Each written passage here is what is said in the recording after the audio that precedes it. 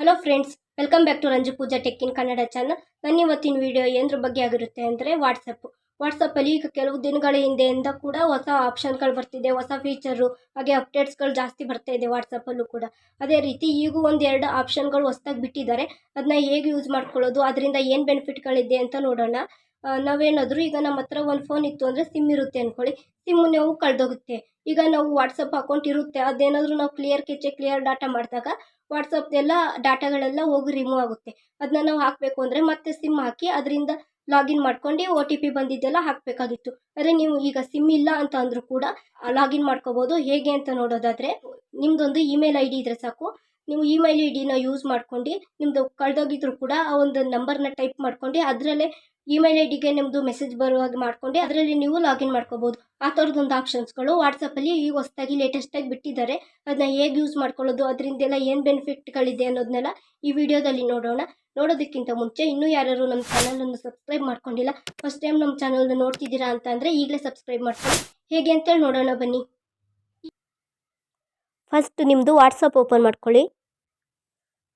ವಾಟ್ಸಪ್ಪಲ್ಲಿ ಅಲ್ಲಿ ಟಾಪಲ್ಲಿ ರೈಟ್ ಸೈಡಲ್ಲಿ 3 ಡಾಟೆಡ್ ಲೈನ್ ಇದೆ ನೋಡಿ, ಅದ್ರ ಮೇಲೆ ಕ್ಲಿಕ್ ಮಾಡಿ. ಅಲ್ಲಿ ಸೆಟ್ಟಿಂಗ್ಸ್ ಅಂತ ಒಂದು ಆಪ್ಷನ್ ಇದೆ ನೋಡಿ, ಅದ್ರ ಮೇಲೆ ಕ್ಲಿಕ್ ಮಾಡ್ಕೊಳ್ಳಿ. ಹಾಗಾಗಿ ಇಲ್ಲಿ ನಿಮ್ಮ ಪ್ರೊಫೈಲ್ ಓಪನ್ ಆಗುತ್ತೆ. ಇಲ್ಲಿ ಪ್ರೊಫೈಲ್ ಕೆಳಗಡೆ ಅಕೌಂಟ್ ಅಂತ ಇದೆ ನೋಡಿ, ಅದ್ರ ಮೇಲೆ ಕ್ಲಿಕ್ ಮಾಡ್ಕೊಳ್ಳಿ. ಹಾಗೆ ಇಲ್ಲಿ ಕೆಲವೊಂದು ಆಪ್ಷನ್ಸ್ಗಳು ಬಂದು 2 step verification, change number, request account info, ಹಾಗೆ ರಿಮೂವ್ ಅಕೌಂಟು, ಡಿಲೀಟ್ ಅಕೌಂಟು, ಈ ಥರ ಆಪ್ಷನ್ಸ್ಗಳಿದೆ. ಇಲ್ಲಿ 2 ಸ್ಟೆಪ್ ವೆರಿಫಿಕೇಷನ್ದು ನಾವು ಆಲ್ರೆಡಿ ವಿಡಿಯೋ ಮಾಡಿದ್ದೀವಿ. ಈಗ ಇಮೇಲ್ ಅಡ್ರೆಸ್ಸು ಹಾಗೆ ಪಾಸ್ಕಿ ಅಂತ 2 ಆಪ್ಷನ್ ಇದೆ ನೋಡಿ, ಅದು ಫಸ್ಟ್ ಇರಲಿಲ್ಲ, ಈಗ ಬಂದಿರುವಂಥ ಹೊಸ ಆಪ್ಷನ್ ಇದು.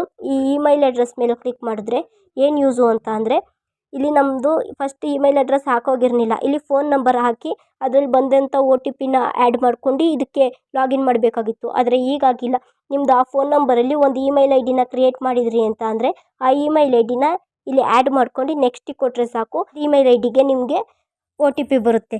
ಆ OTPನ ಯೂಸ್ ಮಾಡ್ಕೊಂಡು ಇದನ್ನ ಲಾಗಿನ್ ಮಾಡ್ಕೋಬೋದು. ಅದೇ ರೀತಿ ಇಲ್ಲಿ ಪಾಸ್ಕಿ ಅಂತ ಒಂದು ಆಪ್ಷನ್ ಇದೆ ನೋಡಿ, ಇದು ಬಂದಿರಲಿಲ್ಲ, ಈಗ ಹೊಸದಾಗಿ ಬಂದಿದೆ.